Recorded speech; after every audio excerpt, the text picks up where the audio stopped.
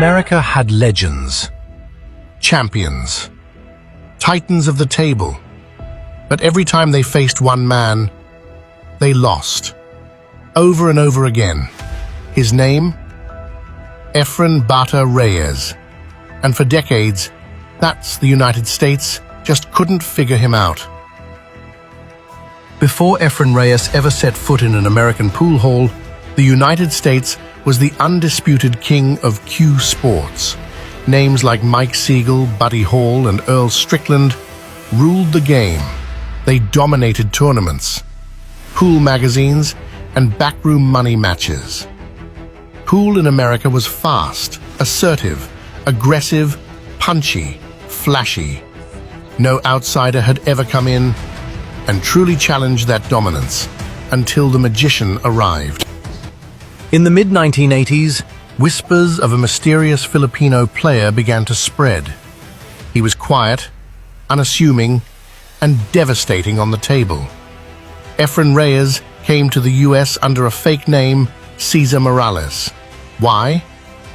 Because he didn't want anyone to know who he was. In smoky underground pool halls across America, he took down champion after champion, often before they even realized who they were playing. The word got out. America had a problem, and that problem was named EFREN. Reyes in a victory salute. He'll be leaving Cardiff on cloud 9 tonight. The magician, EFREN Bata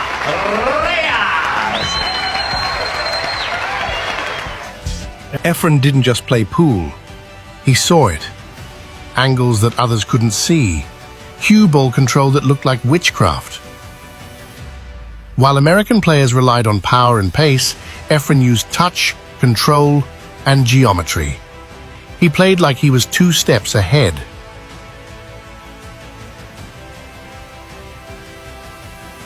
In 1994, he won the US Open 9-ball championship, the first non-American to ever do it. And he didn't just win, he dominated. They called it magic. But for EFREN, it was just pool. He's finally going to win a major championship. It's going to be the US Open. You know, you really have to feel good for Reyes. You know, I mean, I tell you, that's a great match. EFREN Reyes is the happiest guy in the whole world right now. I tell you what, he really looks happy now. Yeah, you know he's happy. The onus was on Reyes to perform well. He did perform well. He came up dry 3 or 4 straight times when he was broken the balls. But maybe the most dangerous part of EFREN's game was his mind. He never showed emotion, no fist pumps, no trash talk, just silence. While others cracked under pressure, EFREN stayed calm, deadly calm. He'd let opponents think they had him beat, then strike back.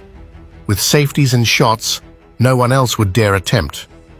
Earl Strickland once said, EFREN plays shots no one else sees. He gets into your head. It wasn't just skill, it was psychological warfare, hidden behind a soft smile.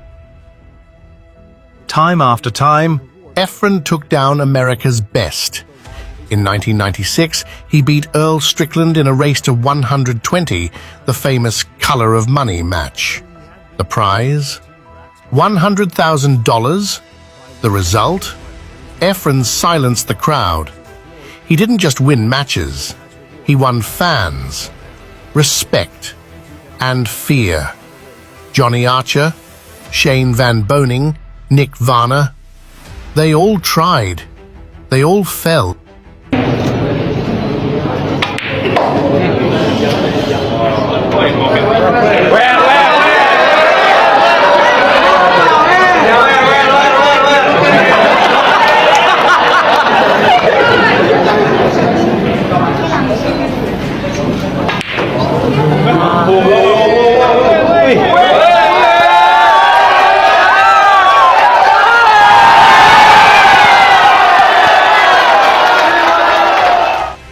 So, why couldn't America beat EFREN Reyes?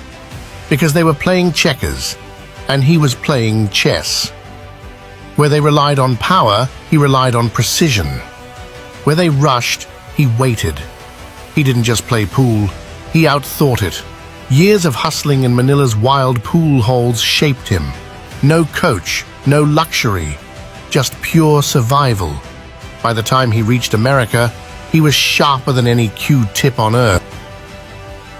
Today, EFREN Bata Reyes is more than a champion.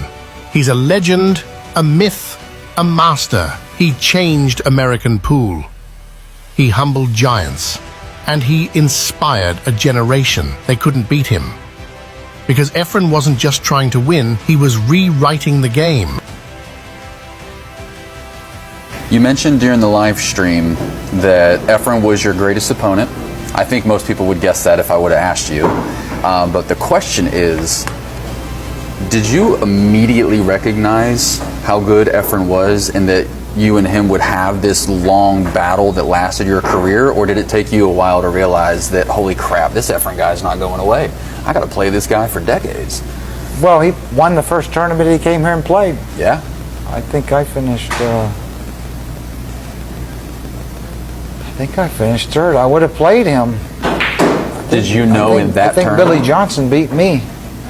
He played Billy Johnson in the finals, and then Billy Johnson, the first time he saw him play and they beat him in the tournament, he told everybody he was the greatest player he'd ever seen.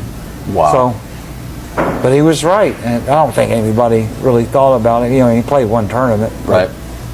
He kept winning and kept, making all these crazy shots, which we thought were luck in the beginning, Until he keeps doing it. He keeps doing it, and then he's the greatest kicker there's ever been, without a doubt. Right. Of course, all them Filipino guys kick good. I don't know. They're just born to kick good. I don't know.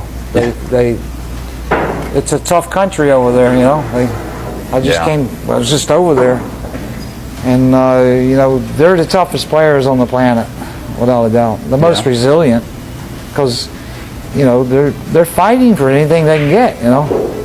It's a tougher life there than it is here, and even though I grew up with nothing, literally, I was born on a farm, grew up under a tobacco stalk, When did you realize that EFREN was as good as you came to see that he is?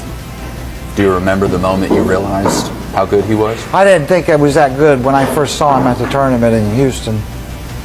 It took a while. Yeah.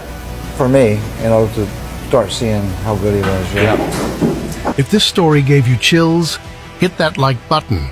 Subscribe for more pool legends and underdog stories. And share this with someone who still thinks pool is just a game. Because once you see what EFREN Reyes did, you'll never look at the table the same way again.